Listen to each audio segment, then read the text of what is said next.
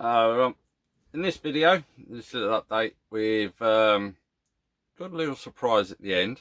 Something turned up just as I was finished the filming, so I think everyone might know what this is, as I've been after one for a while.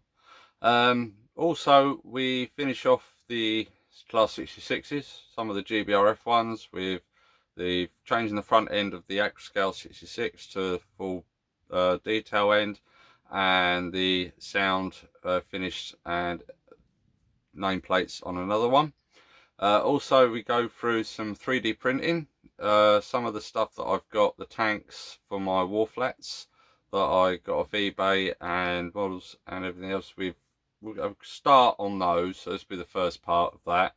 And also getting ready for the Royston District Model Railway Club. I'll have a picture up, so if you want to freeze it and get the information off when the show's on, so that'll come up for you to look at.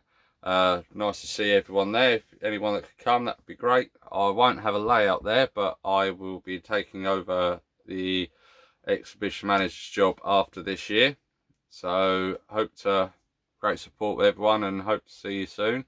Also, a few running shots of different things on here, and just basically just seeing what I've been up to for a little while. Also sorting out a load of stuff to sell at the show because I need a clear out. But please enjoy the rest of the video, and see you soon.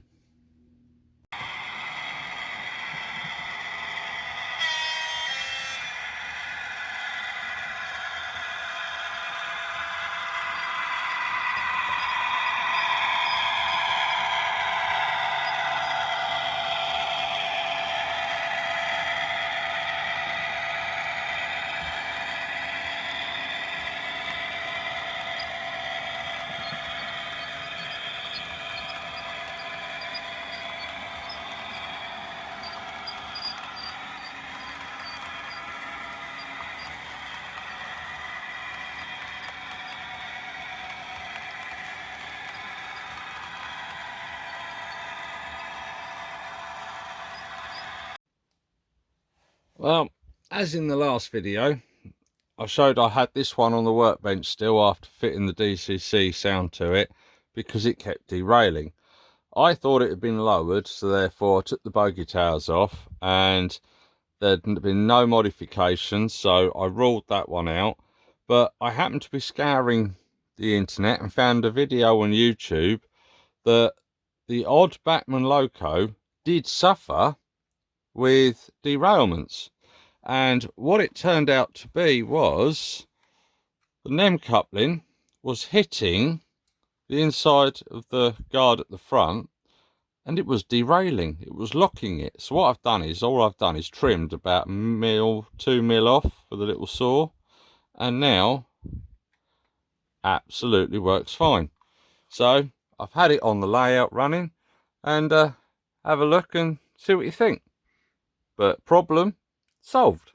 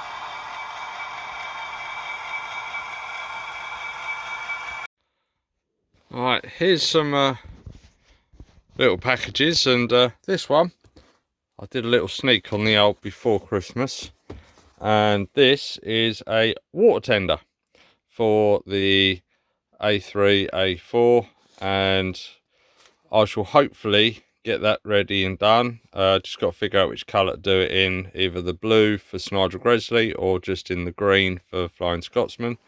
But that's a 3D printed kit, and some PM bespoke models exclusive for Model Shop.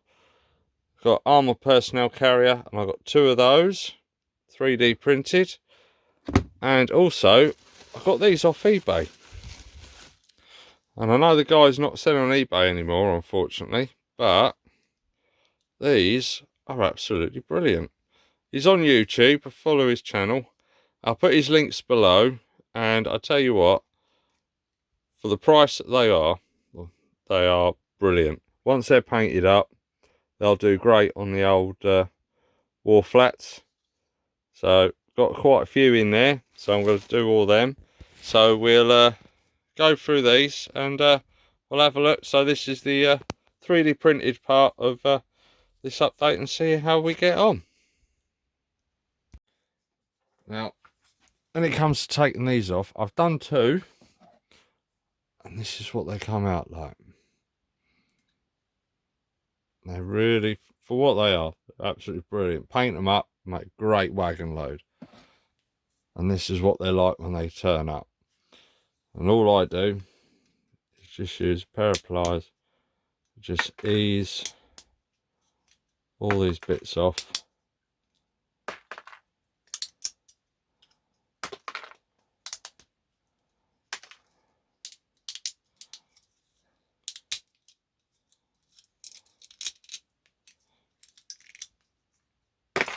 And you know, all the little bits that hold all the little details on.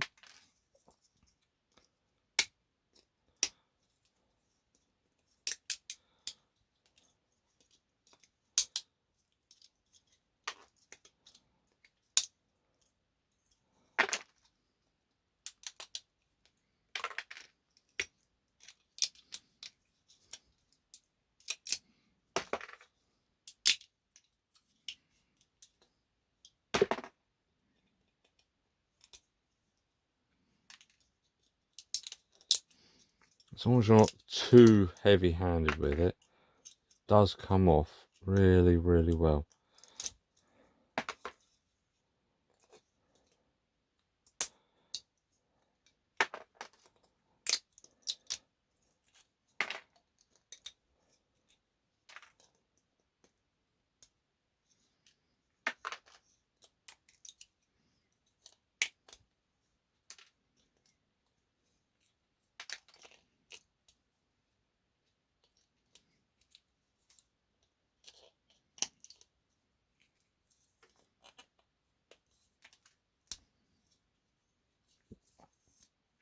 Now, for the small bits, I either use a very small screwdriver or a file.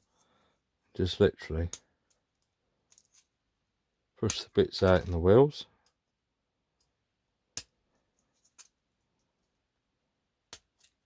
Just be careful you don't stab yourself in the hand, which I've already done once or twice.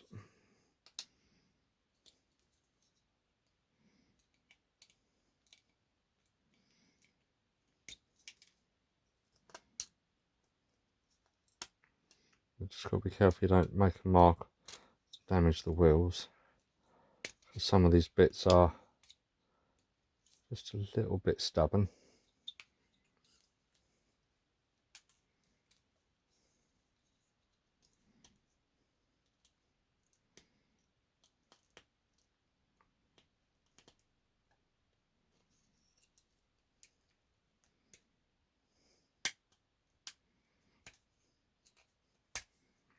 Okay. And going inside.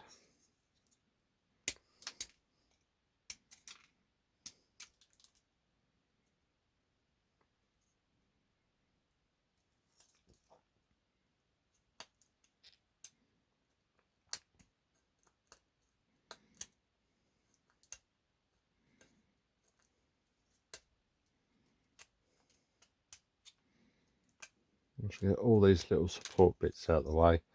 It sort of starts to look apparent on considering what printer it's off. When that's painted up and that's going around on a wagon, you ain't gonna notice. It's really good and it's a great way of doing it. And I think that the guy has done a fantastic job with them. So I've got about 10 of these. So I'm going to carry on with this. And then we'll have a look when they're all taken off the spurs. Well, I got all the bits off. And this is what they look like. And they've come up really good. It's taking these front bits off where it sits like that in the printer.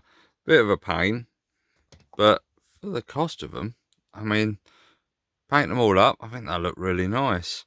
Got a couple that slight prints, probably that one, got that one, and this one here, where the looks like the printing's gone a bit skew with, but we'll see what we can sort out with it. But for paint them all up, and we'll see what they look like when they're on the load on the old wall flats. But I think they're great. So we'll make a start on hopefully either priming them, or we'll have a go at doing these as well, and then we can prime the whole lot. So let's carry on and see how we get on. Well, the tanks have had a coat of undercoat on them, and just with a bit of paint you can see the detail that's come up on it, and they really do look good. So I'm just waiting for the green paint to arrive, and then I can get them into camo colours. But they're coming along really nicely. So we'll, as soon as the green paint comes, I'll do another update on them.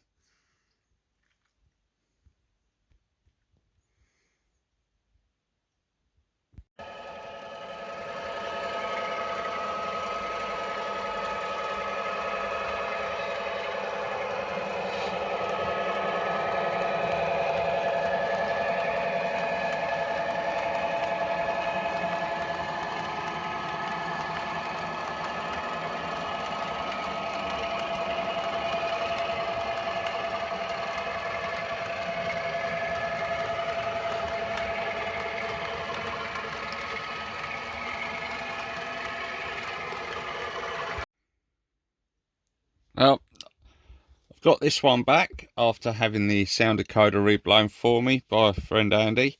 Thank you very much, mate. That was brilliant. I've just put the nameplates on and she's all ready to go back onto the line.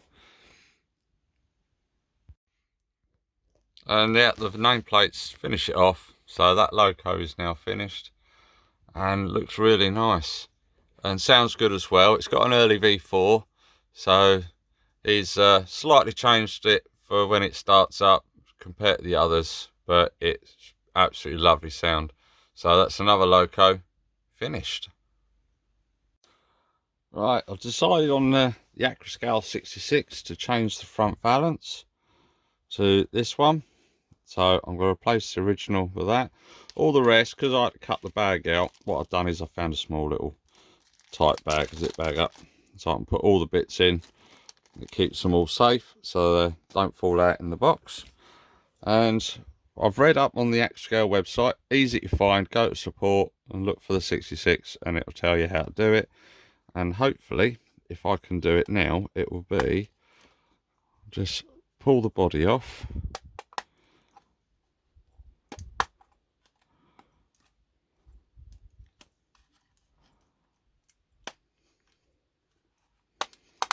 They say it's easy. Let's get this bit of foam out of the way.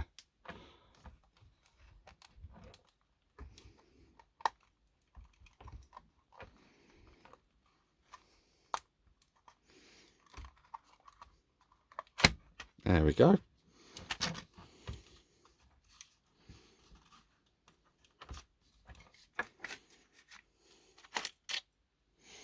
There we are. So that's the body off. So just got to be careful with all the detail parts that are attached to the body. Try not to break them. We've got to keep it so it goes this way.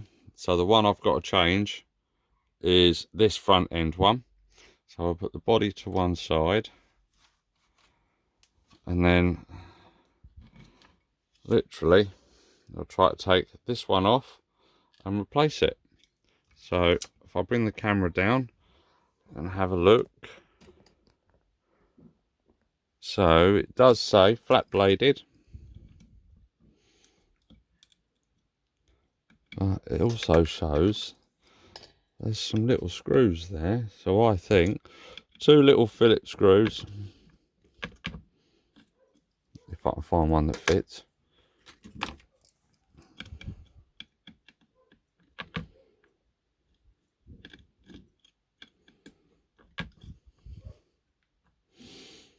Someone may have already done a video on this, but I thought I'd give it a try. And a pair of tweezers, take the screws out, and then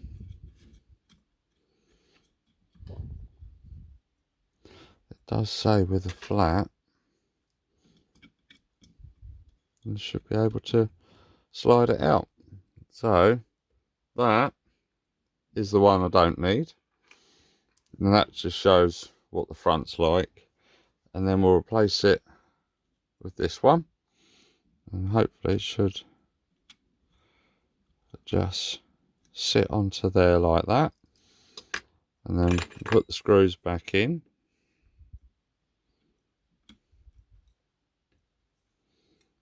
Try not to drop them on the floor.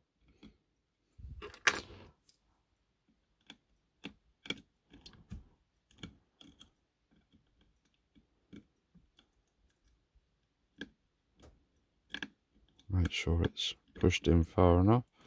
I don't think it is.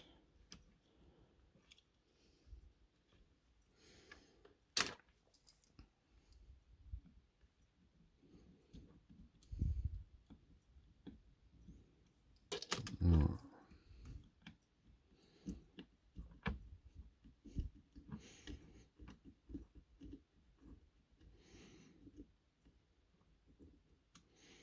That's one.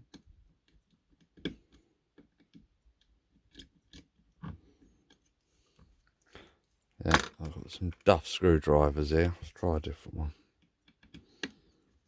Ah, there we go. Got one that fits. Right, so once them 2 screws are done, that is basically it. Just got to get the body, and as we can, place the body on without catching any of the details on there. Just make sure all. It's the only problem with this is the details that's on the body. They're easily caught. Right, and then push it down, and there we go. Buffer beam fitted. I'll just bring you out a bit more so you can see. So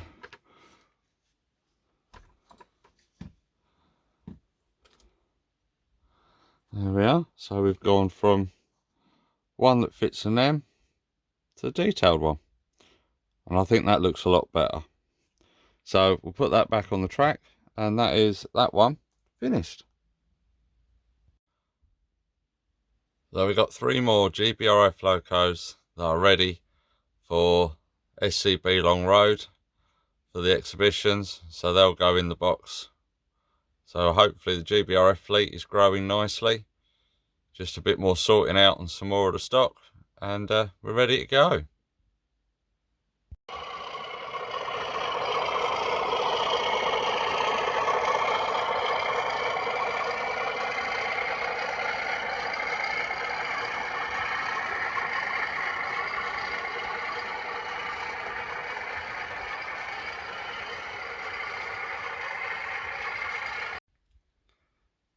Right, this next video clip you see, it's about something that's happened a little while ago, and after a while I feel that I have to let people know and to be wary of what has happened.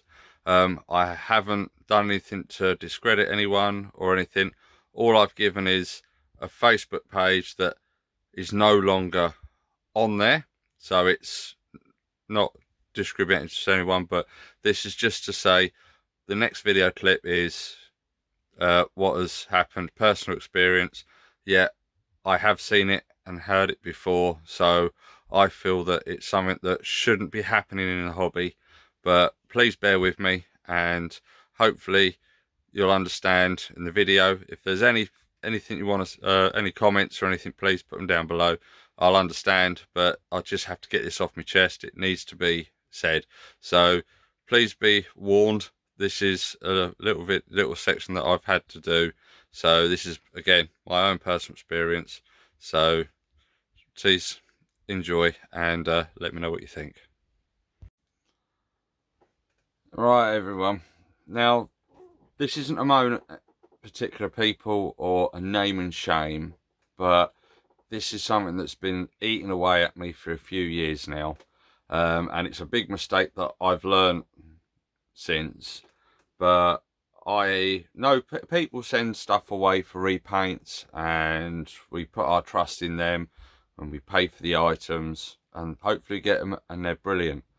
Unfortunately, I'm still waiting on two. I sent 2 Class 68s to be repainted back in around COVID time. You pay monthly because obviously you can't afford a nice big repaint, and the guy did the first one, absolutely brilliant, loved it. But he said he could do another one for me for the same price, and I went, do you know what, I'll have a British Rail liveried 68 and a Colas Rail one. I sourced out all the decals, all the nameplates, sent them all off. He sent me pictures, brilliant. And then something happened, and he said he was going to have to disappear for a bit because of personal reasons, which, okay, stay in contact, that's fine. And then the contact disappeared, and I started getting a bit worried, kept messaging. Every 3 or 4 months I used to get a reply, and I haven't had a reply from anything. So this is more of a warning that be careful who you send your locos to, because the guy was highly rated, and I lost 2 sound Class 68s and a sound decoder he was going to do for me, and I haven't heard anything since. I'm not going to give a name because I don't do that, but his Facebook thing was Ditton Junction, and it's a shame because I've been looking forward to them locos for a long time, and it's been eating away at me, and it's only now that I feel I can talk about it, which is a shame. But it's something that destroys the trust in the hobby, which is not good. So like I say, it's not a name and shame, it's just beware, people. These things do happen, and it's taken me all this time to feel confident enough to know my mistake, and I shan't be doing it again, only to people that I really do know and trust. But unfortunately, we all live and learn. 2 great locos is, you know, I don't talk about the money because it's worrying, but it's just more of, please be aware. And on a good note, I'm still carrying on. You know, you just carry on, you just do what you can. But it is, please, I have heard of it happening a bit, so just need to be a bit more careful instead of just going through what other people say. But enough at the downer on this one. Please carry on enjoying the video.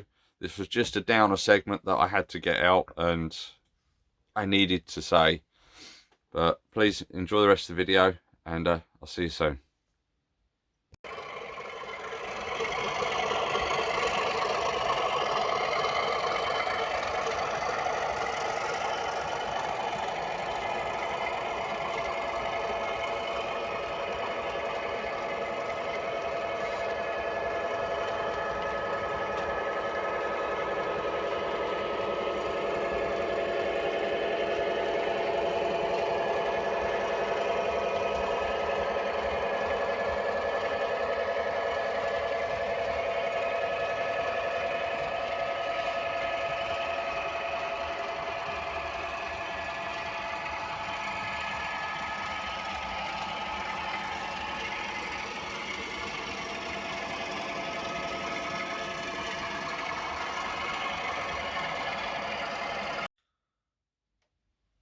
Well everyone, just sort of let you know, the Royston District Model Railway Club has their exhibition on the 12th of April at Bassingbourne Village College.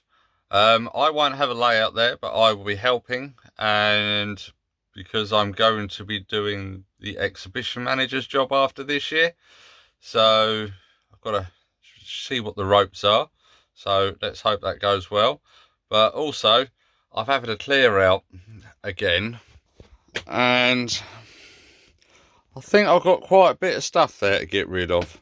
So there's all of this, and then there's this box here full as well. So hopefully we'll have a clear out, make a bit more space in here. Not that I've got some pre-orders coming, but so I will put a picture up of the flyer for the exhibition. Hope to see you there. It will be a real good day. It always is. But please, I shall put it on and hope to see you there. Take care. Well, while I was filming this video, there was a knock at the door and I got another parcel. Let's have a look. And I haven't opened it since. So literally, first time opening.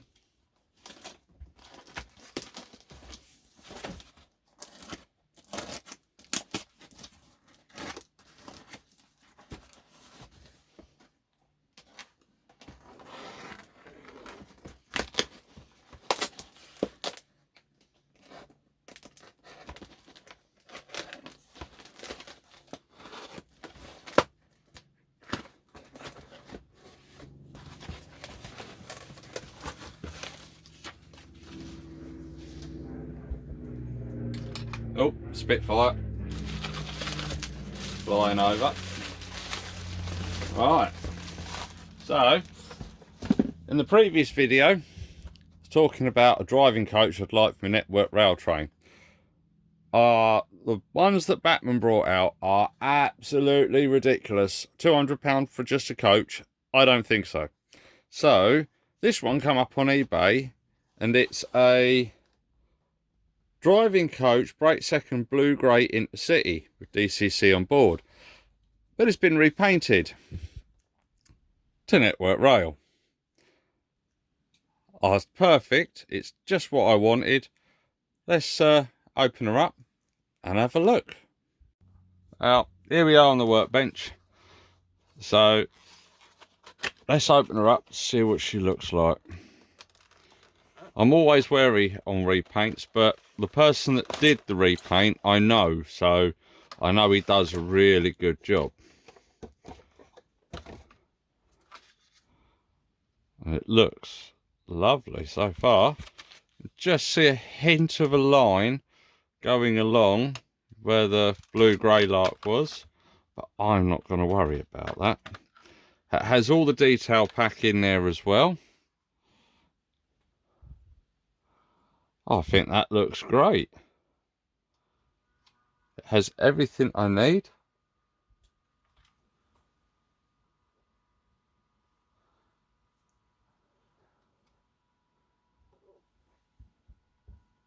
Oh, one of my locos have started. Stop that, must have got stopped somewhere. Right, but yeah, this, it is done as 9703. Yeah, I think for what it is, I mean, it's a repaint. It's not going to be exact, but I tell you what, it will do for what I need. So we'll get it on the track and we'll see what she looks like. Well, there she looks at the end of the network rail train, and the lights do work, but now all of a sudden they've gone out, so that'll be something I can play around with. But the colour is different, but I'm not expecting it to be the exact same. Since when do you see ever coaches exactly the same after a years of use? So I've got 31 at the end, and we'll get her running and see what she looks like.